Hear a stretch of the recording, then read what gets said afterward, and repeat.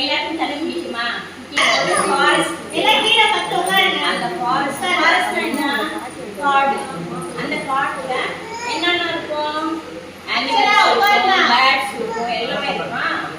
அப்போ அந்த காட்டுல ஒரு பெரிய மரத்தடியில ஒரு பெரிய சிங்கம் இருக்கும். சிங்கம் எல்லாருக்கும் தெரியுமா? தெரியுமா? சிங்கம் என்ன செஞ்சுச்சான்? அதோட சோம்பேறி சிங்கமா. அது வந்து அந்த மரத்தடியில படுத்து நல்லா தூங்கிட்டே இருக்கான். என்ன செஞ்சுச்சான்? பொருட்டை விட்டு நல்லா தூங்கிச்சான். இதுக்கு அந்த மரம் மேல ஒரு காக்கா உட்கார்ந்துச்சான். அந்த காக்கா என்ன செஞ்சுச்சான்? இந்த சிங்கத்தை பார்த்துட்டே இருந்துச்சான். அந்த காக்காக்கு என்ன ஆசைனா எல்லாருக்கும் ஹெல்ப் பண்ணணும், அதுதான் ஆசையா. நீங்களாம் ஹெல்ப் பண்ணுவீங்களா? அம்மாக்கெல்லாம்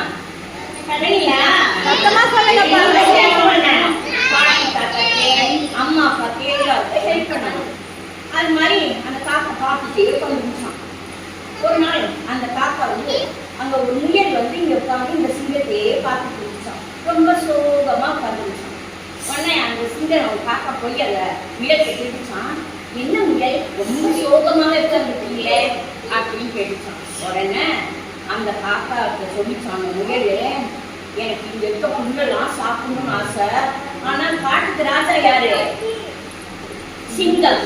அந்த சிங்கம் வந்து அந்த சிங்கம் வந்து என்னை கடிச்சு தின்னுடும், அதனால எனக்கு பயமா இருக்கு, அதனாலதான் சோகமா இருக்கேன்னு சொல்லிச்சான். உடனே என்ன செஞ்சாச்சான்? அந்த காக்கா ஒரு ஐடியா பண்ணிச்சான். ஏன்னா அந்த காக்கா தான் எல்லாருக்கும் ஹெல்ப் பண்ணும்ல. அதனால அந்த காக்கா என்ன செஞ்சுச்சான்? போய் அந்த சிங்கத்துக்கு உட்காந்து காக்கா எப்படி கட்டும்? கட்டுச்சான். கட்டின உடனே ரொம்ப நேரத்துக்கிட்டே இருந்துச்சான். உடனே அந்த காக்காவுக்கு கோவம் வந்துச்சான்.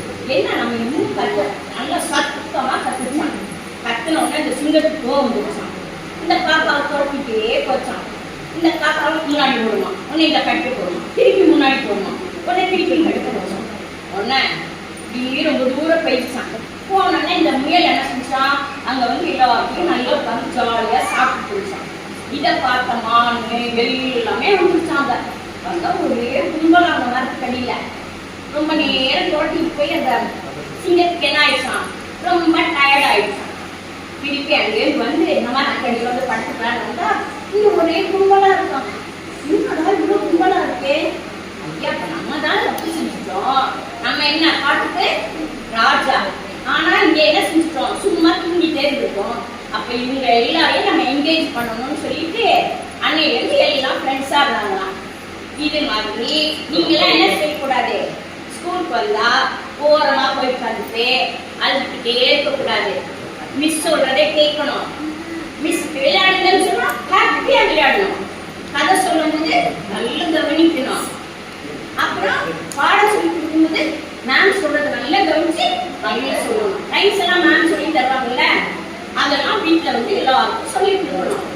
அப்படி ஆக்டிவா இருந்தாதான் இந்த காலத்துல நல்ல பிள்ளைங்களா இருக்க முடியும். அதனால அம்மா அப்பாவுக்கு கீழ்படிக்கணும், ரொம்ப ஆக்டிவா இருக்கணும், பாட்டு பாட்டாக்கி கீழ்படிக்கணும், ரொம்ப ஆக்டிவா இருக்கணும். நீங்களா இருக்கீங்களா? Okay okay.